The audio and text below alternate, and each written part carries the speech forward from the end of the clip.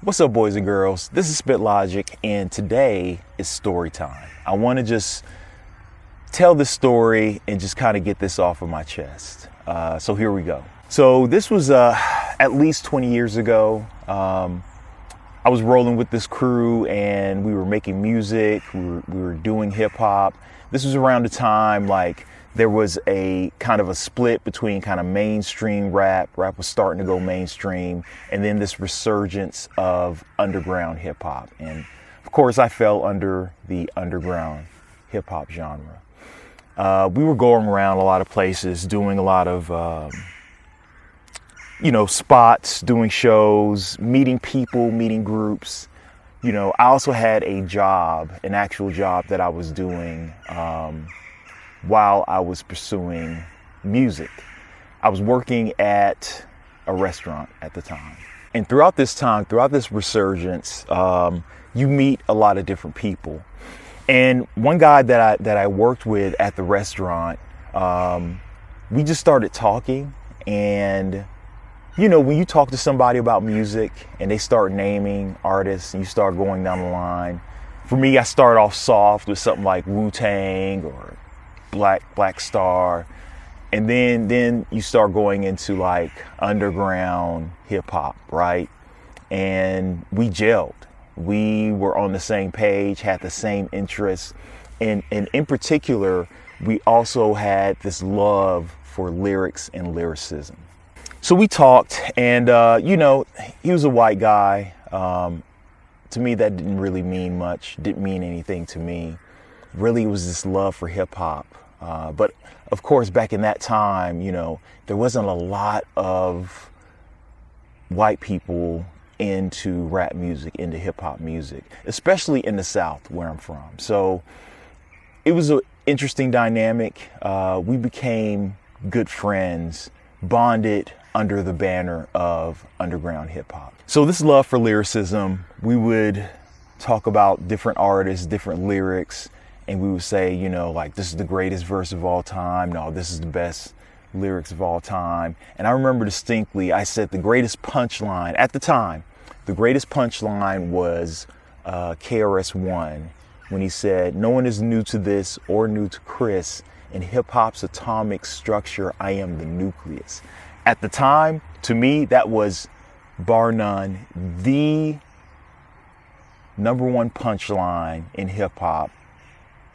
It might still be in the top tier on punchlines.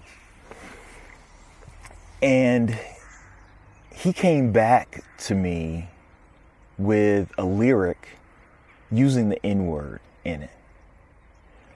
And it took me back. We were cool, we were friends, we were friendly.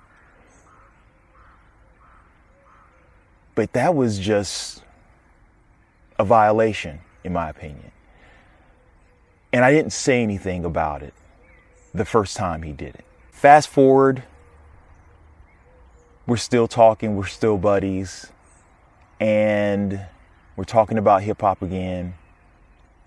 And he drops another verse to me with the N-word in it.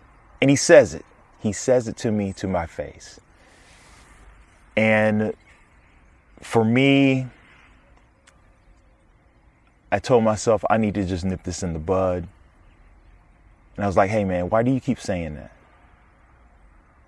That's offensive. You shouldn't be saying it. And for that reason, I just could not associate myself with him. I had to distance myself from him.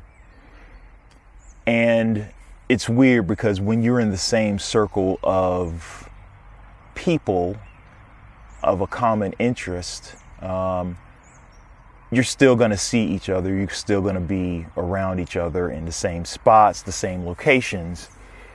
But in my head, if this person wasn't going to respect me and respect my boundaries and respect my culture, I had to cut that individual off. I never talked to this about that incident with any of the other people that I knew. And I don't know if he did this to or with anyone else. It just never became a topic that came up. And it was something that I just internalized, I moved on, and I just kind of cut him off. Fast forward a couple of years later, not a couple, maybe 5 or 10 years later, and he's still kind of in the scene, but of course, throughout the time that we knew each other, he was heavy into drugs, he was a heavy drinker, and I think we all struggle with some sort of abuse or some sort of addiction at certain points in our lives. And for some of us, we are able to find our way out. Some of us are able to simply just function with that problem. And for some of us, it ends catastrophically. For him, it ended catastrophically. He paid the ultimate price and he lost his life. It was sad. I remember hearing about it. I believe it was on Facebook, and a lot of the people that I associated with, that I connected with on Facebook, they still knew him, they still associated with him, and gave their condolences to his family. And I felt very heartbroken by it. Respect to the dead, condolences to any family member that has lost someone. But there's still a part of me that just could not forgive him for what he did. In my heart, even now, to this day, it's been at least 10 years since his death. And I can't forgive him for what he did. And I don't think it's necessarily about what he said. It's not about him using the N-word in lyrics. I've heard plenty of white people use the N-word, and I've heard much worse. It was the fact that I brought it up directly to him as an issue, and he refused to acknowledge it. And I feel like that's a problem. That's a problem for me internally, to where there's a dead man and I can't find a place in my heart to forgive him.